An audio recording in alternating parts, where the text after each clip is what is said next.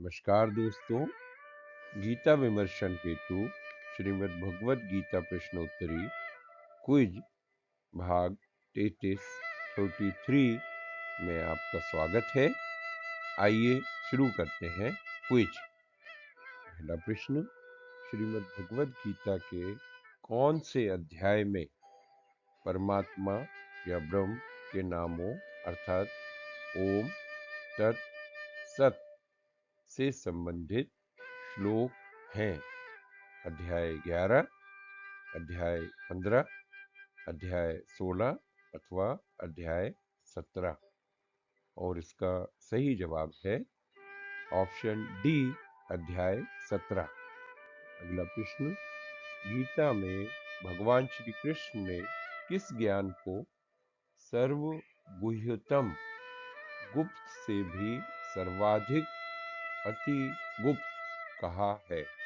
ए, ब्रह्म ज्ञान को, बी, परमात्मा के ज्ञान को, सी, पुरुष एवं प्रकृति के ज्ञान को, अथवा डी, भगवान के शरणागत होने के ज्ञान को?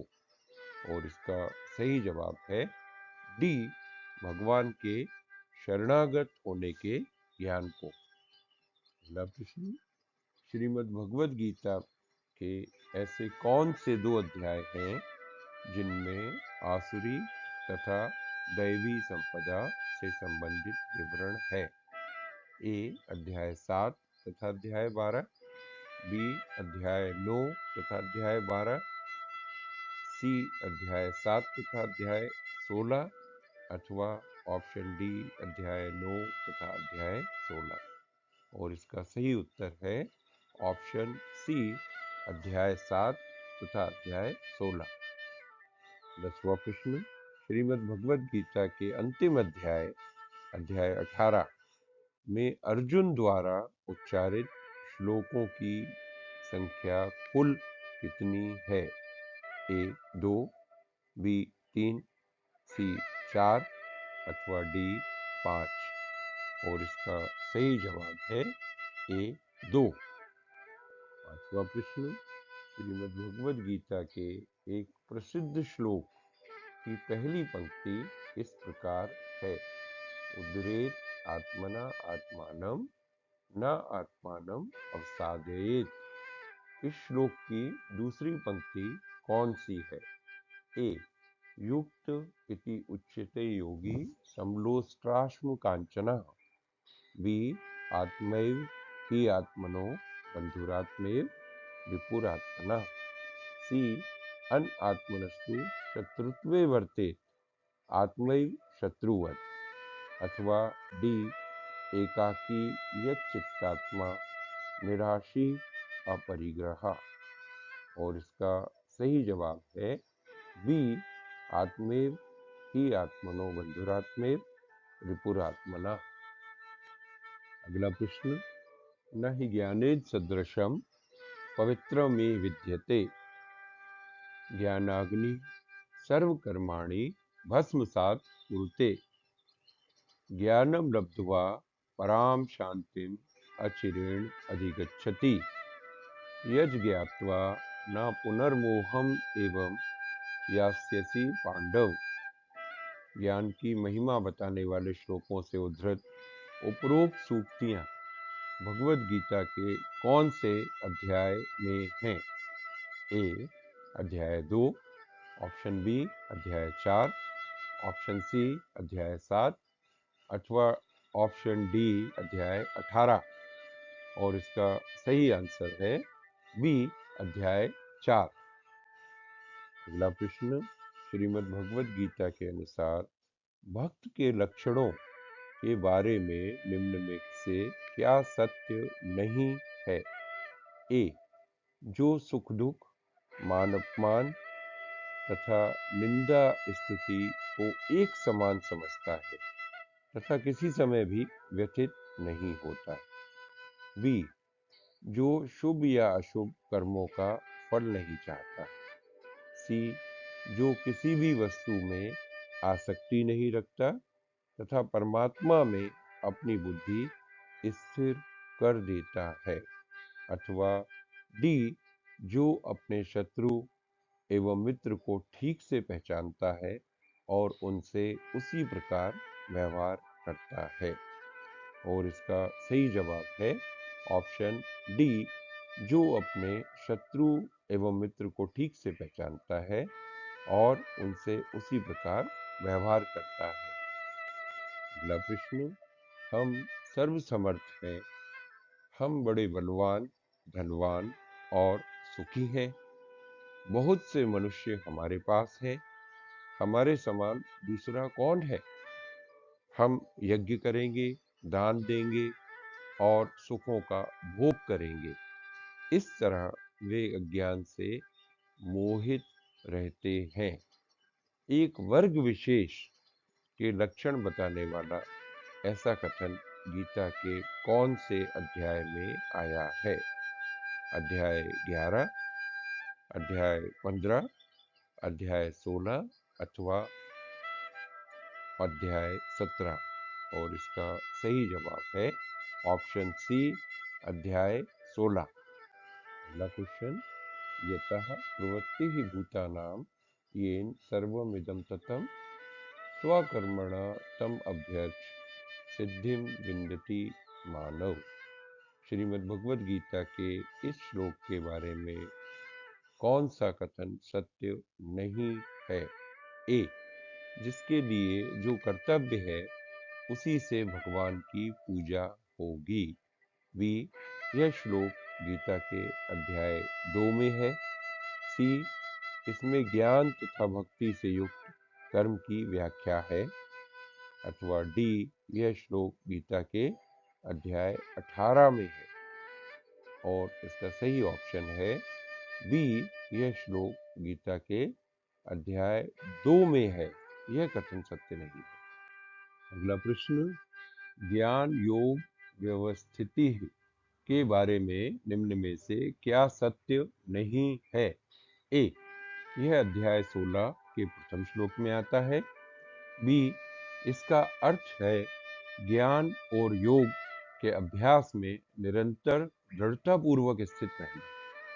सी, यह पद दैवी गुणों की सूची में सम्मिलित है।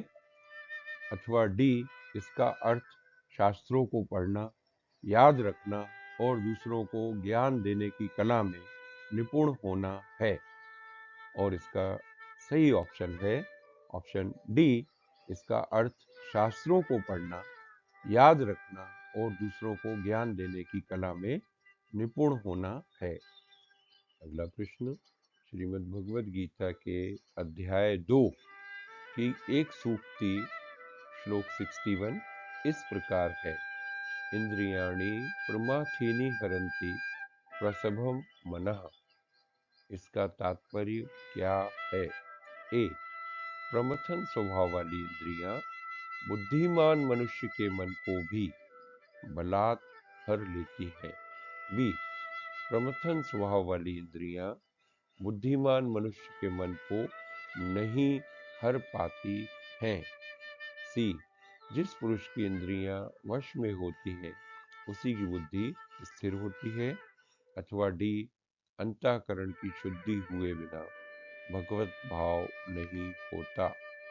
और इसका सही जवाब है ए, प्रमथन स्वभाव वाली इंद्रियां बुद्धिमान मनुष्य के मन को भी बलात् हर लेती हैं। सर्वद्वारेषु देहेऽस्मिन् प्रकाश उपजायते ज्ञानम यदा तदा विद्या विवृद्धम सत्वम इत्युत। अर्थात जब शरीर के सभी द्वार ज्ञान से आलोकित हो जाते हैं तब इसे सत्वगुण की अभिव्यक्ति मानना चाहिए। सत्वगुण का उपरोक्त विवरण गीता के कौन से अध्याय में आया है?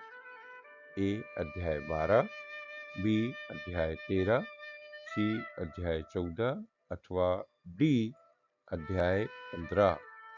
और इसका सही जवाब है ऑप्शन सी, अध्याय 14। अगला प्रश्न, भगवद गीता के अध्याय 2 में व्यवसायत्मिका बुद्धि से क्या तात्पर्य है? ए, जो बुद्धि व्यवसाय में ही नियोजित की जाए। बी, जो बुद्धि व्यवसाय में विस्तार करती है। सी, जो बुद्धि निश्चयात्मिका एक ही उद्देश्य के प्रति समर्पित है। अथवा डी, जो बुद्धि अनेक शाखाओं में विभक्त रहती है। और इसका सही जवाब है ऑप्शन सी, जो बुद्धि निश्चयात्मिका यानी कि एक ही उद्देश्य के प्रति समर्पित है। अगला प्रश्न, माता श्री भगवद गीते विश्व ज्ञान प्रदायिनी अनंत शक्ति माँ स्वयं भगवान श्री कृष्ण की वांगमयी मूर्ति।